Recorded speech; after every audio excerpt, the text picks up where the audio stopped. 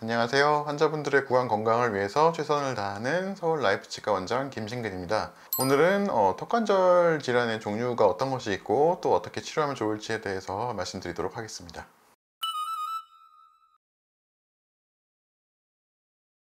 턱관절 질환은 굉장히 전문용어로 치자면 다양한 분야로 나눌 수가 있는데, 환자분들이 느끼시기에는 기본적으로는 턱관절에서 소리가 난다든지 입을 벌리기가 어렵다든지 아니면 물 때 아프다 정도로 구분하실 수가 있겠는데요. 자세한 진단명이야 의학적인 용어라서 설명드리기 곤란하지만은 간단하게만 말씀드리면은 입을 벌릴 때, 그리고 다물 때, 그리고 소리가 나는 것, 이 정도로 구분해 볼 수가 있겠습니다.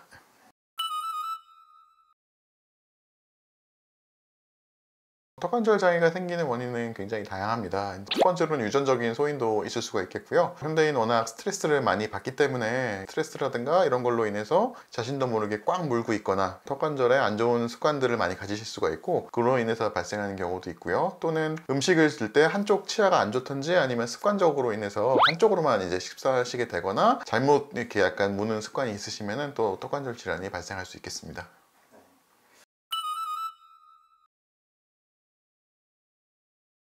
턱관절 질환이 생기는 원인에 대해서 간단하게 말씀드리면, 사람의 턱은 보시는 것처럼 위턱과 아래턱으로 분리되어 있는데, 위턱을 따라서 아래턱이 슬라이딩 되어서 내려오면서 입이 벌어지는 구조로 되어 있는데요. 이 위턱과 아래턱 사이에는 허리 디스크와 마찬가지로 가운데 디스크가 있습니다. 이 디스크가 이제 여러 가지 원인으로 인해서 앞으로 돌출되거나 또는 마모가 돼서 줄어들거나 이렇게 되면 턱관절에 소리가 나거나 아니면 이렇게 자갈 갈리는 듯한 이런 소리가 나게 되는데, 턱관절에 있는 사이의 관계에 있어서 사이 디스크나 아니면 뼈에 이상이 있음으로써 턱관절 질환이 많이 발생하게 됩니다.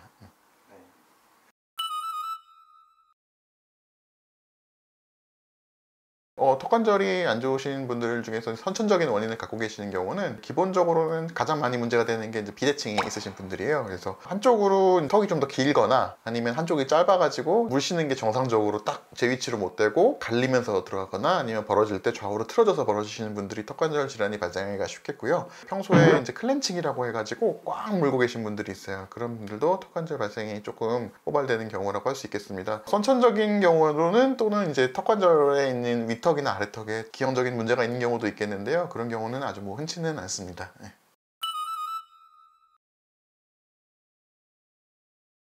턱관절 치료는 여러 가지 방법으로 진행하게 되는데요. 기본적으로 가장 먼저 시도해 볼 수 있는 것은 이제 약물 치료입니다. 턱관절, 아까 전에 말씀드린 것과 같이 디스크와 아래턱, 위턱 사이에는 많은 인대와 근육들이 붙어 있기 때문에 그쪽에 있는 긴장을 완화시켜 주기 위해서 근이완제와 소염제를 사용하게 되고, 그런 약물 치료를 보통 2주까지 사용해 봐서 완화가 되면 그 정도로 사용하시는 경우가 많고, 턱관절이 약물만으로는 반응하지 않는 경우에는 턱관절 스플린트와 같은 장치를 써서 치료하게 됩니다. 또는 이제 물리치료라든가 여러 가지 다른 방법들도 사용해 볼 수가 있겠습니다.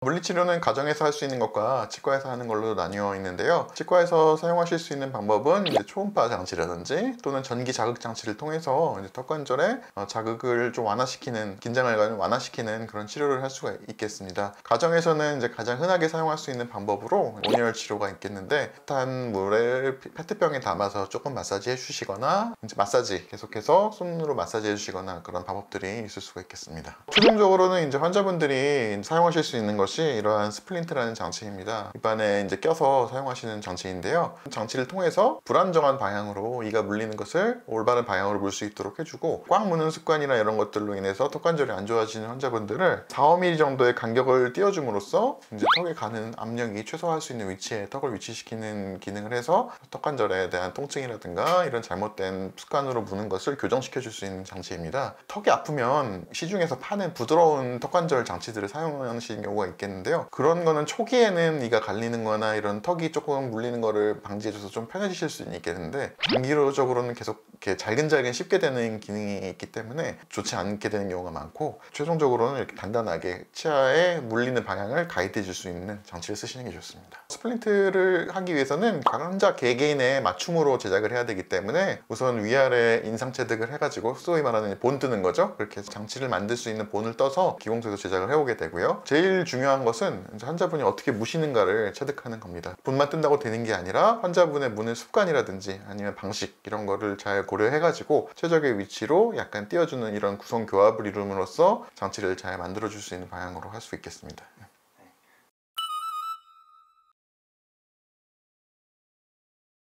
보통 이제 장치를 쓰는 기간은 3개월에서 6개월 정도 말씀드리고 있고요. 꾸준히 잘 착용이 된다라고 하면은 3개월 안에도 효과를 보시는 경우가 많이 있고, 아무래도 바쁘시다 보면 매일 끼시기가 좀 힘들어서 조금 드문드문 끼시게 되는 경우는 6개월 정도까지 치료 기간을 보고 있고요. 그 정도에서 이제 효과를 보신 분들은 보통 이제 적응이 되기 때문에 그 뒤로도 아플 때마다 꾸준히 쓰시기 때문에 딱 어떤 기간을 두기보다는 꾸준히 사용하시는, 어찌 보면 생활을 편리하게 하는 장치라고 보시면 되겠습니다. 장치를 만약에 조정 없이 그냥 집에서 작성하셨을 때는 처음에는 잘 맞고 잘 쓰실 수가 있는데요, 사람의 턱이란 게 계속해서 같은 위치에 있는 게 아니라 조금씩 변하기 때문에 저희도 환자분들을 3개월에서 6개월 정도 간격으로 계속 오시라고 하면서 장치를 조정해서 드리고 있습니다. 그렇게 맞춰서 조정하지 않으면은 오히려 나중에는 턱에 안 좋은 영향을 주는 경우가 있기 때문에 꾸준히 치과에 내원해서 관리해서 조정하시는 게 가장 안전합니다.